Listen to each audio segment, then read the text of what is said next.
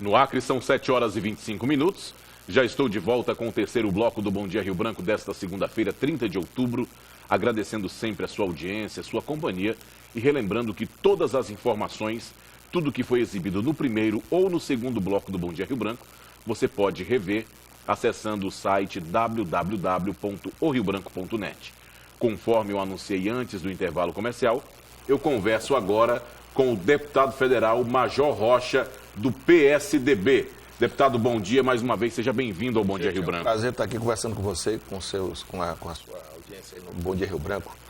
Deputado, o senhor tem feito uma atuação parlamentar em Brasília que tem despertado a atenção de muita gente aqui no estado.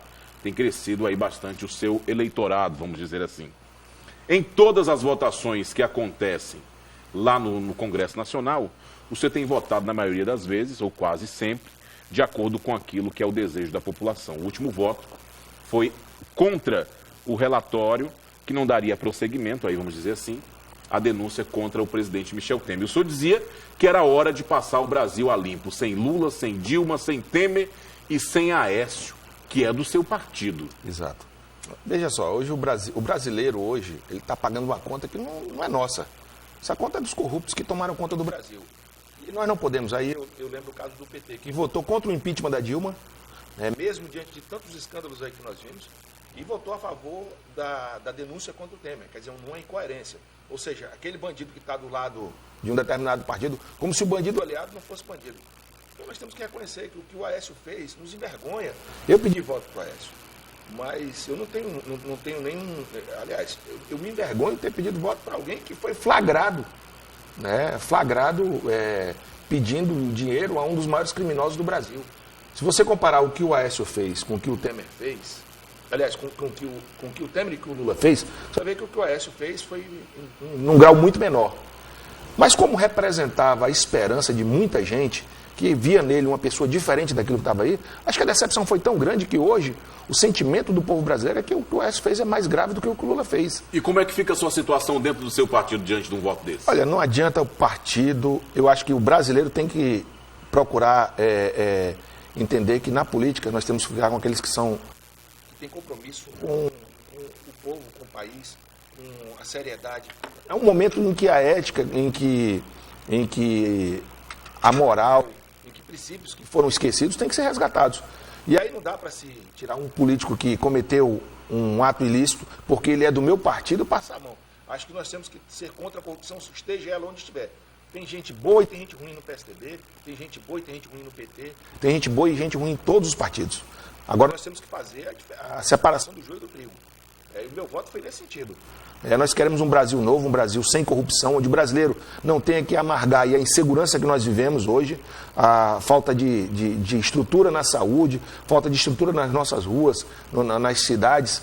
Né? Enquanto isso, as contas no exterior estão abarrotadas de dinheiro. O senhor falou que teria que passar o Brasil a limpo. E o Acre tem que ser passado a limpo? Eu acho que o Acre padece de uma situação muito grave. Nós vimos aí Qual a situação? A situação em que a corrupção, o subdesenvolvimento, as promessas não cumpridas. Se você comparar o Acre com Rondônia, você vai ver que nós ficamos para trás. Eu conheci o Acre maior do que Rondônia. Eu conheci Rio Branco muito maior que Porto Velho. Agora, por quê? Por conta de promessas não cumpridas. Foram muitas promessas de emprego, promessas de construções de casa, promessa de industrialização do Estado. Né? E aí, mais uma vez agora, está se aproximando o novo pleito, promessas de novo.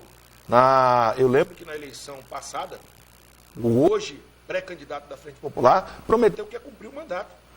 Você lembra que quando o Flaviano foi candidato a governador, o PT tripudiou em cima do Flaviano, dizendo que o Flaviano estava enganando a população, porque tinha sido meio prefeito só. Estava abandonando a prefeitura para ser candidato a governador. Marcos Alexandre, então, foi meio prefeito. Porque a regra tem que ser uma só. Não dá para dizer que aquele que está do nosso lado é santo, enquanto o do lado de lá é bandido. O que vale para mim, vale para os outros. Então, lamentavelmente, o prefeito Marcos Alexandre enganou mais de 100 mil acreanos, 100 mil rio-branquenses, porque vai abandonar a prefeitura. Vai abandonar a prefeitura e pior, num momento grave, onde a cidade é só buraco, num momento onde a violência tomou conta, onde a rede pública municipal de saúde não funciona. E para completar, semana passada, um posto de saúde que já funciona de forma precária, os criminosos foram lá e roubaram toda a fiação elétrica. Lá no bairro Taquari. Lamentável. Então, isso que tem que acontecer. Nós temos que ter políticos que tratem com a verdade e não com enganação. Quer dizer que o Flaviano não podia se afastar porque ia ser só meio prefeito. E o Marcos Alexandre pode? Essa coisa... Seriam dois pesos, duas medidas. 2 pesos, 2 medidas. Acho que o povo cansou disso. O povo quer políticos que trabalhem com a verdade, que não contem uma história na eleição e outra depois da eleição. Agora... Tem até uma carta de compromisso, viu?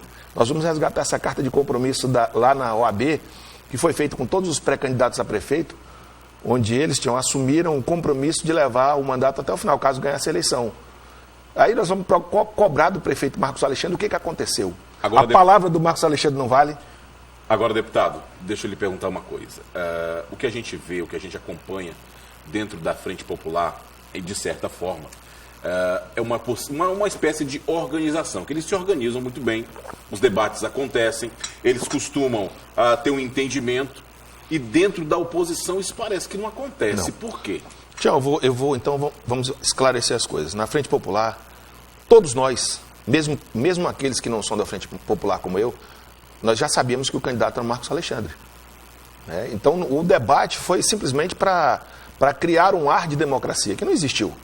O candidato foi escolhido lá atrás pelo governador Tião Viana e foi imposto. Os outros nomes eram figuração, todos nós sabíamos disso. Apareceu o secretário Emilson, que era figuração. Mas que hoje se mantém na chapa como vice. Pode ser porque foi escolhido pelo próprio governador. Então, essa coisa é muito fácil se maquiar uma realidade tendo uma estrutura que gasta 15 milhões com publicidades. É muito fácil ter milhares de cargos comissionados, milhares de cargos, muitos dos quais sem sequer trabalhar, para acomodar padreados políticos e assim poder direcionar o rumo que quer para o seu partido ou para o seu bloco político. Na oposição nós não temos isso, e graças a Deus que nós não temos isso, porque quem está pagando a conta da escolha do candidato a governador da Frente Popular é o povo acreano, porque é o povo que paga os impostos que vão pagar os milhares de carros comissionados que estão hoje sustentando essa máquina pesada, máquina gorda, e é por isso que falta dinheiro para investir na saúde. Esses dias os pacientes aí, os transplantados, estavam reclamando, fizeram até uma manifestação por falta de medicamentos. E órgãos foram desperdiçados porque não tinha... Isso é crime. Porque não tinham isso é crime. O material necessário. Até o remédio que evita a rejeição estava faltando. Enquanto isso, milhares e milhares de cargos comissionados, sustentados com dinheiro do imposto do povo acreano, para bancar uma estrutura de poder que aí já indicou o candidato ao governador, não agora nesse final de semana, mas indicou lá atrás. Quando o senhor fala de recursos para bancar tudo isso, aí eu volto para uma questão mais atual. Na sexta-feira tivemos aqui o encontro de governadores, o senhor participou, e teve ali aquele gasto, aquele desperdício de dinheiro, não sei se posso dizer assim, para montar toda aquela estrutura. O presidente Temer não veio, ministra do STF também não veio. Dá para tirar algum encaminhamento disso tudo? Tião, eu sou talvez o mais crítico político da Frente Popular. Você me vê aí criticando. Pela primeira vez, eu vou reconhecer que esse encontro é uma boa iniciativa. Foi 1 milhão, foi gasto. É verdade, foi 1 milhão gasto. Talvez não precisasse ser naquele hotel. Nós temos espaços muito bons. Por exemplo, o Teatrão poderia abrigar muito bem. Mas isso é outro debate.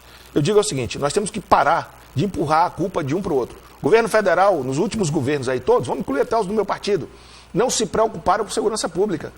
As fronteiras do Brasil estão abandonadas.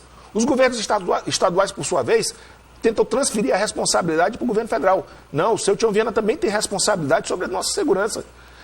Quem é o responsável pela Polícia Militar, pelo funcionamento da Polícia Civil, é o governador do Estado.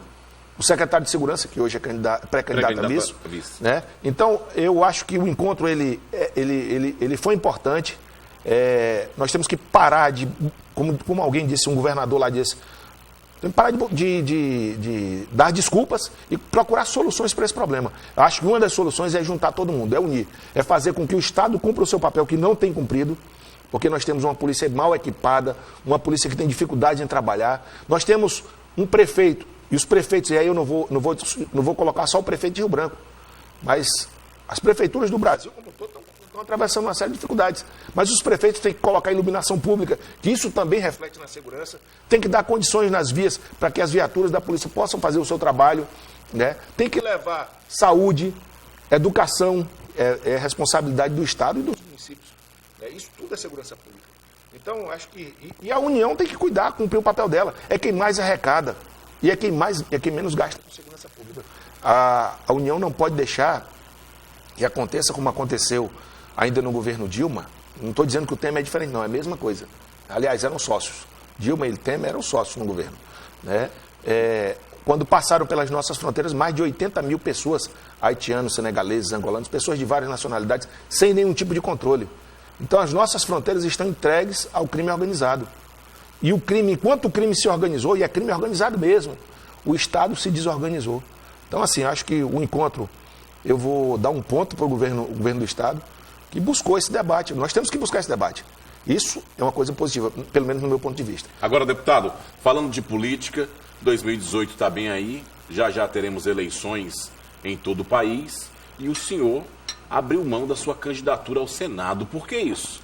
Veja, você estava empenhado, estava entusiasmado com a sua candidatura. candidatura. Tinha até pedido seu voto antes, não era? Tinha pedido meu voto. Mas, veja só, nós temos aí um grupo político que quer ser a alternativa ao que nós vimos aí, de 20 anos de atraso, de violência, de corrupção. Agora mesmo nós estamos tendo uma operação aí no DERAC, né? Uma operação que pode, inclusive, chegar ao ex-prefeito, ao atual prefeito. Será que pode? Ele foi gestor do DERAC e responde a vários processos no Tribunal de Contas da União e no Ministério Público Federal, por conta de irregularidades na construção da BR-364, coisa que passaram quase 20 anos e não fizeram. Mas, vamos só. Então, assim, esse grupo é pequeno, esse grupo não tem a estrutura que tem a Frente Popular, não tem os cargos que tem a Frente Popular, não tem os atrativos econômicos que a Frente Popular oferece. E eu acho que todos aqueles que pudessem colaborar para unir esse grupo, abrindo mão, inclusive, de desejos pessoais, de vontades pessoais. E o PSDB mostrou isso, quando abriu mão de uma candidatura ao Senado, mas abriu mão em nome de um sentimento maior, que é a vontade do povo a querer mudar. Mas o senador Gladson Cameli acabou de citar aqui o nome da sua irmã, a jornalista Mara Rocha, como uma possível vice. Não seria aí um acordo feito com o PT? Não, de forma alguma. O PSDB, nós tínhamos sim um pré-acordo, não nesses termos, mas que o PSDB iria fazer um amplo debate e escolher o nome. Mas depois de um desentendimento que houve, né, o PSDB decidiu, a executiva do partido se reuniu e decidiu que o PSDB não participará mais desse debate. Então nós abrimos... Mas apoiará o nome de Gladson? Sim. O nome do senador Gladson Cameli está definido como o nome do nosso pré-candidato ao governo. Aliás, ele ainda não é pré-candidato, porque ainda não lançou a candidatura, né? Mas o nome do Gladson continua, mas o PSDB não participará mais desse debate de vice. Nós estamos focados hoje, único e exclusivamente, nas nossas chapas de deputados estaduais e deputados federais. O senhor vai para a reeleição, então? Nós estamos indo para a reeleição, para dar continuidade a esse trabalho que nós iniciamos agora, nesses 3, quase 4 primeiros anos. Acho que o Brasil, e aí, uma parcela do que está acontecendo com o nosso país, teve um dedinho do nosso mandato lá naquela representação contra o ex-presidente Lula. O senhor foi tido como bandido do Acre? Isso, mas isso não é motivo, para mim é motivo de orgulho. Eu enquanto estiver lá, não tenho um compromisso com o meu povo, com o povo do meu estado e com o meu eleitor, né? De não apoiar corrupção em nenhum lugar, nem mesmo no nosso partido ou do nosso lado. Então, eu acredito, e aí eu já lhe disse isso aqui outra vez, que o eleitor brasileiro, ele vai pensar melhor. Ele melhorou o seu entendimento sobre política. E ele tem mais consciência hoje. Consciência de saber que o voto dele vale mais que gasolina, alguns litros de gasolina, alguns reais. O voto dele vale o futuro do nosso país. E vale o futuro do nosso Estado. Deputado, que mensagem que o senhor deixa para o nosso telespectador? Eu sou um eterno otimista. Eu acho que a chance de passar limpo o Brasil, esse é um desejo não é só meu, esse é um desejo da maioria do povo brasileiro. Mas esse desejo de passar limpo o Brasil não é só uma missão da Polícia Federal, do Ministério Público, da Polícia Federal que está trabalhando inclusive hoje em Rio Branco nessa operação. Mas, mais do que desses órgãos de fiscalização e controle, tem que ser uma obrigação do eleitor, que tem que votar em pessoas de bem, tem que olhar a vida pregressa daquele candidato que ele escolher. Não estou dizendo que vote em oposição à situação. Não, o eleitor é livre, mas que ele olhe, que não vote em corrupto. Porque esse Brasil não aguenta mais tanta bandalheira, tanta patifaria, em todos os partidos. E se depender de mim, esse ano de 2018 nós teremos aí, se Deus quiser, um congresso de fichas limpas. Mas para isso nós precisamos contar com o eleitor. 7h40. Eu conversei aqui com o deputado federal Major Rocha, do PSDB. Deputado, mais uma vez, obrigado por sua vinda. Prazer mais uma vez estar aqui com você. E com isso, eu termino o Bom Dia Rio Branco desta segunda-feira, 30 de outubro, agradecendo sua audiência e relembrando que, se Deus quiser, ele haverá de querer. Eu volto amanhã, a partir das 6h30 da manhã, com toda a equipe do Bom Dia Rio Branco e com mais um programa ao vivo. Tenham todos uma excelente segunda-feira, uma ótima semana e até amanhã, se Deus permitir.